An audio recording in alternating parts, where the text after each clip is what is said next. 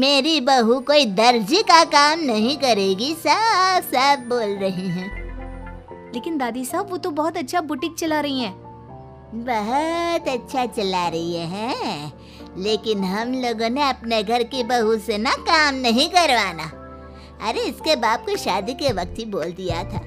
और इसके बाप जिन्होंने दहेज में एक साइकिल दी थी ना, कैसे हाथ जोड़कर कह रहा था, मेरी बेटी आपके घर आ गई, इससे सौभाग्य कुछ नहीं। अब देखो इसकी बेटी बहू आ जाने के बाद सर पर चढ़ रही है मेरे मंगलू के। मीना जो कि सास की बुराई सुनकर परेशान हो जाती है। दादी साहब छोटा मुंह बड़ी बात। लेकिन क्या पिताजी ने आपको बताया नहीं? सासू माँ ने अपने पैसे से ससुर जी के जन्मदिन में कार दी थी। ससुर जी इतने साल से स्कूटर से जाते थे, अब कार से जाते हैं। क्यों ससुर जी, बताया नहीं आपने?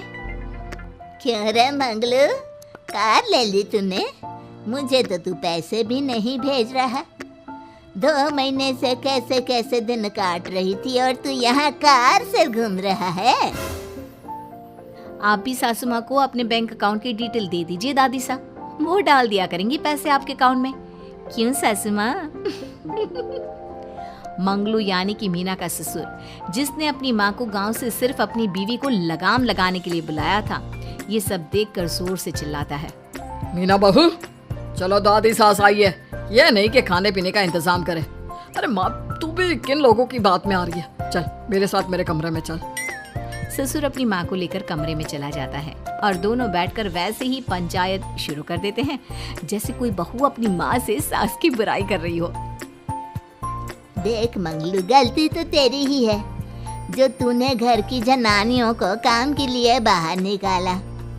दूसरे तेरे पापा को देखा था, कभी मुझसे फालतू बोलते। अरे मरते दम तक तेरा बाप मेरी मुट्ठी में रहा है, यही सिखाया था मैंने तुझे।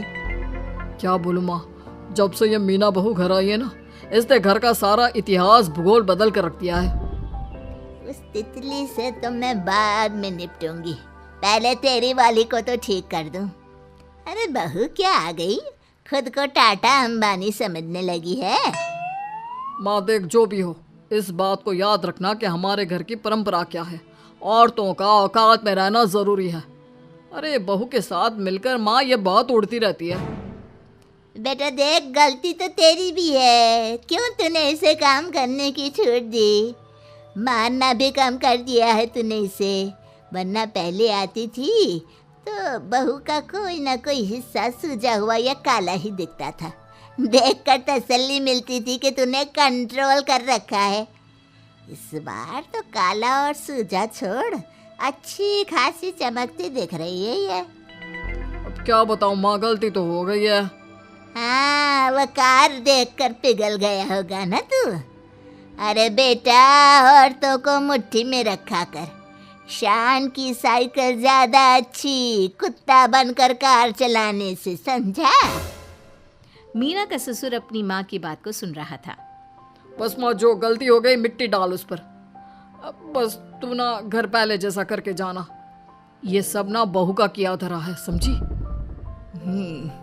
मतलब बहू को ठीक करना है तो बहू की बहू को लगाम लगाना होगा। ठीक है। दोनों माँ बेटा बातें करके सो जाते हैं। सोने के बाद अगली सुबह मंगलू की बीवी यानी कि मीना की सास, माँ जी उठिए, ये लीजिए गर्म पानी और ये दादुन। चलिए तो याद रहा तुझे, वरना मैंने तो सोचा था कि बहू के चक्कर में पागल ही हो गई होगी बिल्कुल। अरे बहू के चक्कर में पागल होने का क्या मतलब होता है माँ जी? उसने मुझे मेरे पैरों पर खड़ा होना सिखाया है। मैं तो कहती हूँ उसके जैसी मेरी बेटी होती ना तो शायद मैं बहुत पहले जीवन का मतलब समझ चुकी होती। तो दादी सास को समझ में आ जाता है कि सारा मामला मीना पर जाकर ही ठीक होगा। वो सोच लेती है कि अपनी बहू को छोड़कर पहले मीना को सही करना है। फिर अगले रोज, अरे मेरे पोते के पास तो मेरे पास बैठने का वक्त भी नहीं है, हैं? अरे कैसी बात करती है दादी, तेरे लिए तो मैं नौकरी भी छोड़ दूं। नौकरी नहीं, तू ना बीवी छोड़ दे, खुश हो जाऊंगी मैं। नीरज हैरान हो जाता है कि उसने तो मजाक किया था, दादी ये क्या बोल रही है? कैसी बात कर रही हो दादी? मीना ने तो सारा घर संभाला हुआ है। पहले तो घर गिरा जा रहा था ना। तेरी मीना के आने के पहले ना घर में चूल्हा जल रहा था, ना कोई रोटी खा रहा था। क्यों? नीरज को दादी बीवी के खिलाफ खूब कान भरती है। तू सही कह रही है दादी, औरत पैर की जूती और हाथ की मुट्ठी में ही ठीक लगती है। मीना ने ना सिर्फ घर का माहौल बिगाड़ा, माँ को भी पिताजी की इज्जत करनी छुड़वा दी। अब ठीक बोल रहे हो, घर को बिगाड़ने की मेन जिम्मेदार तो मीना ही है दादी। अभी उसे ठीक किए देता हूँ। तभी वहाँ पिता भी आ जाता है। देख बेटा, तो रोटी कम खाना मंजूर, लेकिन इन औरतों के आगे झुकना मंजूर नहीं। तेरी दादी ने घर की परंपरा बनाकर रखी। मजाल कि मेरा बाप मेरी माँ के सामने कुछ कह लेता। पर पापा, एक बात पूछनी थी। रहने बेटा, तू ना कंफ्यूज है जीवन में। तू ना कंट्रोल कर पाएगा अपनी जनाने को। मंगलू, मेरी तो टिकट ही करा दे गाँव की। तुम लोगों के घर तो मर्दों की कोई इज्जत ही ना है, और ये मेरे घर की परंपरा ना है। मैं चली। अरे ना दादी, मैं तो बस देख अब मैं कैसे कंट्रोल करता हूँ इसे कल।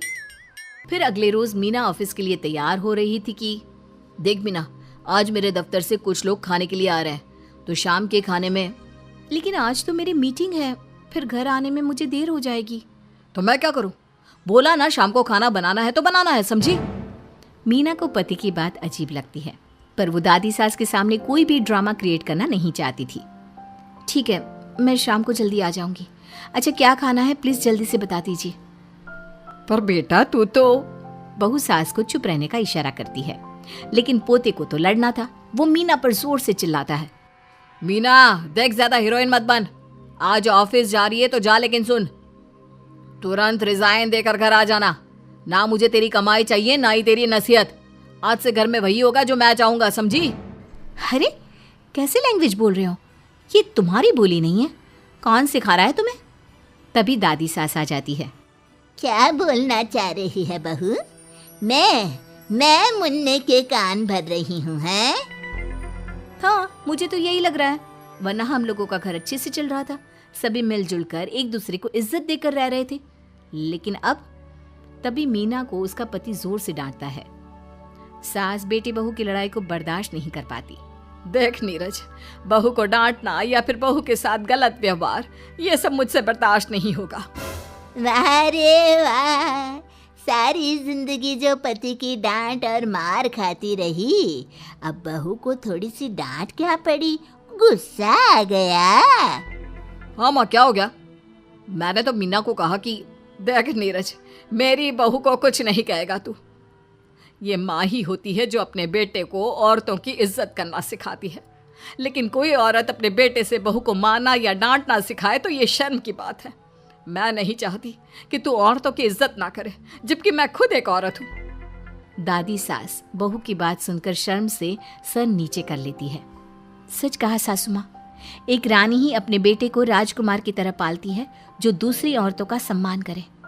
काश दादी सास भी पिताजी को अच्छे संस्कार दे पाती। मीना की बात सुनकर दादी सास उन लोगों से माफी मांगती है। मैं समझ गई बहू, औरतों की बेइज्जती करने को घर की परंपरा समझती थी, झूठी शान समझती थी। वो सब गलत है। औरतों की इज्जत से घर में माँ लक्ष्मी और सरस्वती का वास होता है। मुझे माफ कर दो।